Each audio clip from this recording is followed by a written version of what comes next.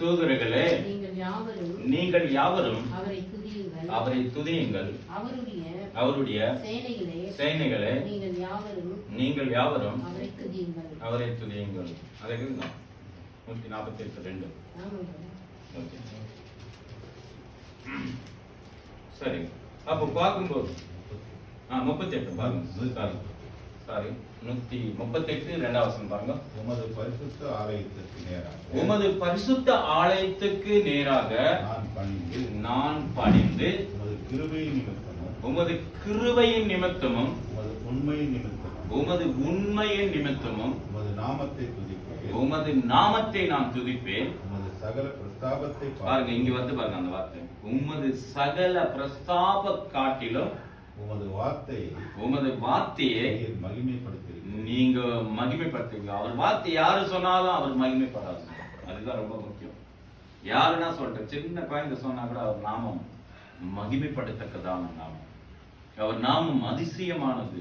அவர் நாமம் ஆலோசனமானது நாமம். யார் உள்ளத்தை மாற்றக்கூடியதான ஒரு நாமம். அந்த நாமத்துல பிசாசை துரத்த முடியும். அந்த நாமத்துல வியாதியை போக்க முடியும். அந்த நாமம் சொல்லும் போதே எல்லாம் நடுங்கும். பூமியே நடுங்கும். ஐயோ, அங்க கலக்குறவங்க இங்க வந்துட்டாங்க பாருங்க. பாத்துங்க எப்படி இருக்குது பாருங்க அந்த வார்த்தை. அங்க எங்க போயின்னுக்குறாங்க, என்ன இருக்கிறாங்க, பூமியை கலக்குறவங்க இங்கேயும் வந்துட்டாங்களான்னு. நம்ம எல்லாம் பூமியை கலக்குறது, உலகத்தை கலக்கணுமா? பூமி அசிந்தாலும் 146 சங்கத்தில் பார்த்தோம்னா, பூமி நிலை மாறினாலும் மலைகள் விலகினாலும் பர்வதங்கள் அசிந்தாலும் நான் பயப்படேன், கர்த்தர் என்னோட இருக்கிறார். யாக்கோபின் தேவன் நமக்கு உயர்ந்த அடைக்கலமான தேவன். அவர் நமக்கு உயர்ந்த அடைக்கலமான தேவன். அவரை நம்பி இருக்கிறோம். நம்ம யாரை நம்பி இருக்கிறோம்? உயர்ந்த தேவனை நம்பி இருக்கிறோம். வானத்திலும் பூமியிலும் சகல அதிகாரம் அவருக்கு கொடுத்து இருக்குது. அந்த அதிகாரத்தை உனக்கு எனக்கு வச்சிருக்கிறாங்க. அந்த அதிகாரத்தினால்தான் நம்ம இங்க வந்திருக்கிறோம். அந்த அதிகாரத்தை நீ பயன்படுத்தும் போது உனக்கு நடக்க வேண்டியது எல்லாமே நடக்கும். நடக்காதனது உன் வாயில் வரும், ஆனா நடக்குன்னது அவர் வாயில் வருது. அந்த வார்த்தை வெறுமையா போனதில் என்று அவருடைய வார்த்தை சொல்கிறது. நம்ம வாசிச்சோம். என்ன வாசிச்சோம் தெரியுங்களா? லூக்கா 5 அதிகாரத்துல 1 வசனத்தை வாசிக்கலாம். நான் வீட்டுக்கு போன வெள்ளிக்கிழமை ஒரு வார்த்தை விட்டேன். 2 ராஜாக்கள் 7 அதிகாரம் 1 வசனத்தை மறுபடியும் வாசிச்சுட்டு இதுக்கு அப்புறம் நம்ம போகலாம். பாருங்க, வாசிங்க. 2 ராஜாக்கள் 7 அதிகாரம் 1 வசனம் பாருங்க. கர்த்தருடைய வார்த்தை அப்போது எலிசா கர்த்தருடைய வார்த்தையை கேளுங்கள். பாருங்க, யார் வார்த்தை கேட்கணுமா? கர்த்தருடைய வார்த்தை கேளுங்கள். நாளை இந்நேரத்தில் சமாரியாவின் வாசலிலே ஒரு மரக்கால் கோதுமை மா ஒரு சேக்கால் 2 மரக்கால் கோதுமை ஒரு சேக்காலுக்கும் விற்கப்படும் என்று கர்த்தர் சொல்கிறார். அங்க நம்ம பார்த்தோம் எத்தனை வெள்ளிக்காசுன்னு பார்த்தோம்னா, ஒரு கைது 80 வெள்ளிக்காசு. அப்புறம் இன்னும் புறாக்கு எவ்வளவு?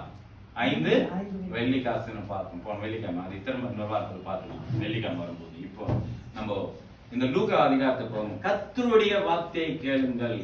இந்த வார்த்தை கேட்டு கேட்டு கேட்டு நம்ம புது பலன் அடைகிறோம். யாருக்கு பலன் இல்லையோ அவங்களுக்கெல்லாம் பலன் உண்டாகும். ஏன்னா அவருடைய வார்த்தை மகிமையானது. அந்த வார்த்தை கேட்க கேட்க அங்க இருக்கிற ஜனங்கள் கேட்கிறாங்க. லூகாக்கு வரலாம் பாருங்க. 5 அதிகாரத்தை 1 வசனத்தை வாசிக்கும் போது திரளான ஜனங்கள் என்ன இருக்கிறாங்க பாருங்க, வாசிக்கலாம்.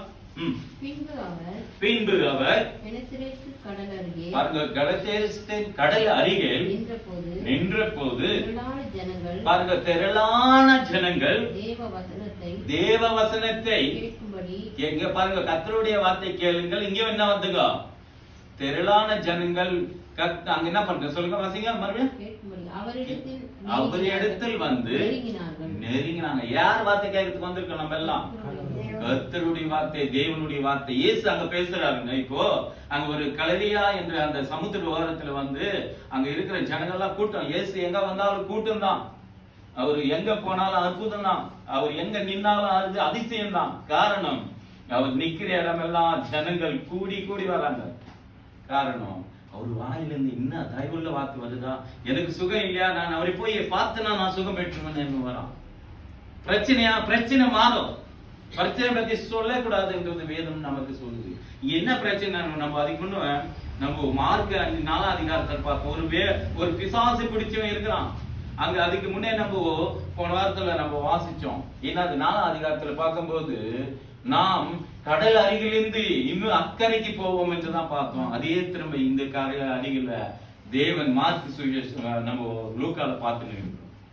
ஏன் வராருன்னாங்க, அங்க ஒரு பிசாசு பிடித்து அவனை கட்டி என்ன பண்ணிருக்காங்க, சமாதியில என்ன பண்ணிருக்காங்க, கட்டி போட்டு இருக்காங்க. அவன் செங்கில்னால் கட்டி இருக்கிறாங்க.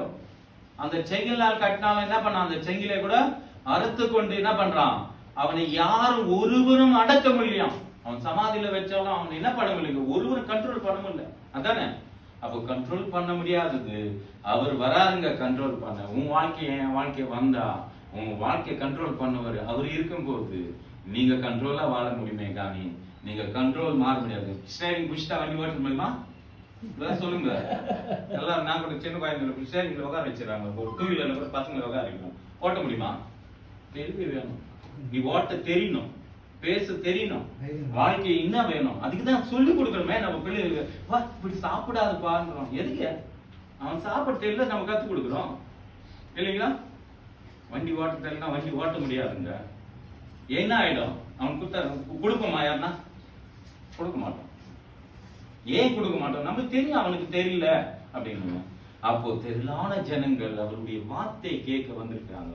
அவங்களுக்கு என்ன வேணுங்க? இப்போ நம்ம வந்திருக்கு, நம்மளுக்கு என்ன வேணும்? நம்ம ஆத்மாக்கு ஆறுதல் வேணும், சமாதானம் வேணும். அந்த வார்த்தை அவர் பேசுற வார்த்தைக்காக நம்ம காத்து இருக்கிறோம். நம்ம உள்ளத்துல அது நிரம்ப வேணும். அதுதான் உள்ளத்தின் நினைவு வாய் பேசும். இப்போ இங்க வந்திருக்கிறீங்க, நீங்க போய் இப்ப பிரதர் சொன்ன மாதிரி நீங்க என்ன பண்ண, இந்த வாரம் முழுவதும் இங்க சொன்ன வார்த்தைகளை நீங்க பேசி பாருங்க. எப்பவுமே பேசுங்க. அந்த அவர் சொன்ன வார்த்தைகளை நம்ம பேசும்போது நிச்சயமா நடக்காதுன்னு நம்ம வாழ்க்கையில இல்லை. நான் ஒரு சாவி கதை சொன்னேன் உங்களுக்கு. சொன்னா அது முயசா சொல்ல அன்னைக்கு. இப்ப சொல்றேன். ஒரு சாவி வண்டி 2 வீலர் லாக் பண்ணிட்டாங்க. இது எப்படி ஓபன் பண்ணது நிதானத்துல எதுவுமே நம்ம அர்ஜென்ட்ல எடுக்கிற முடிவு எதுவுமே சரியா வராதுன்னு நான் சொன்னேன். அப்போ நிதானமா யோசனை பண்ணேன். அது அந்த சாவி விட்டுப்பட்டா அது அப்படியே ஏதோ தடையா இருக்கு. என்ன இருக்குது? தடையா இருக்கு. இந்த தடை எடுக்கணும்னா எப்படி பண்ணணும் அப்படின்ட்டு யோசிச்சேன். சரி இப்போ வாங்க காலையில ஏந்து நம்ம பண்ணலாம் அப்படின்னு. காலையில் மறுபடியும் ஏந்து. அப்போ ஏந்துக்கும் போது இந்த சாவிக்கு என்னதான் பண்ணணும்னு ஓபன் பண்ணிட்டு அந்த சாவியை வேலை செய்யுதுங்க. அது நான் சொல்ல வரேன். தேவன் மகிமைப்படுவா. எதையுமே நம்ம முன்ன வச்சு கால என்ன பண்ணக்கூடாது, பின்னிட்டு பார்க்க கூடாது. ஏன்னா தேவனுக்குள்ள நம்ம இருக்கிறோம். எதையும் வெற்றி கொடுக்கிற தேவன் நம்மோடு இருக்கும்போது நம்ம எதுக்குமே சோர்ந்து போவதில்லை. அதே நேரத்துல ஒரு நேரத்துல நம்ம செய்ய முடியாதுன்னா அதனால சோர்ந்து போவாங்க. ஃபேன் ஒரு வாட்டி ரெடி ஆகினே இருக்கும். அது ஒரு வயர் தான் போயிருக்கு, நமக்கு தெரியாது, அது கனெக்ஷன் பண்ண முடியாது. அதனால அதுக்காக இது நான் பண்ண முடியாதுன்னு சோர்ந்து போவாதீங்க. எப்பவுமே ஜெயிக்கிறதுக்கும் தேவன் கிருபை செய்யறக்கும். வண்டி ஸ்டார்ட் ஆகல வரும்போது ஆட்டோ, அதுக்காக நான் சோர்ந்து போவேன். ஓரம் வை அத்தை, இன்னொரு வண்டி எடு, வா போலாம், தேவன் சமூகத்துல நம்ம நிக்கலாம். பாத்தீங்களா எவ்வளவு ஒரு விசுவாசம், எவ்வளவு பெரிதான நம்பிக்கை. ஒண்ணு இல்லையா இன்னொன்னு ட்ரை பண்ணுங்க, முயற்சி நம்ம வாழ்க்கையில. அப்படிதான் இங்க பாருங்க, அநேக பேர் என்ன பண்ணாங்க, அந்த ஜனங்கள் அவருடைய வார்த்தை கேட்கறதுக்கு என்ன பண்றாங்க, ஆர்வமா இருக்கிறாங்க. நீங்களும் ஆர்வமா இருக்கிறீங்கன்னா எதுக்காக நம்ம வந்து இருக்கிறோம்? அவர் வார்த்தைக்காக. நம்ம முயற்சா வந்திருக்கிறோம். வெள்ளனா எத்தனை தடை பண்றாங்க பிசாசு. அங்க பாத்தீங்கன்னா அவர் இயேசுவே அங்க போகாதபடி பெரிய அலை வருது.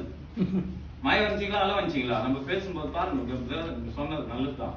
ஆனா வேத வசனத்தை நீங்க புரிஞ்சுக்கும் போது சொல்லும் போது நீங்க அது கரெக்டா இருக்கும். படிக்கிறவங்களுக்கும் யோசனை கரெக்டா இருக்கும், கேட்கறவங்களுக்கும் நல்லா இருக்குன்றது.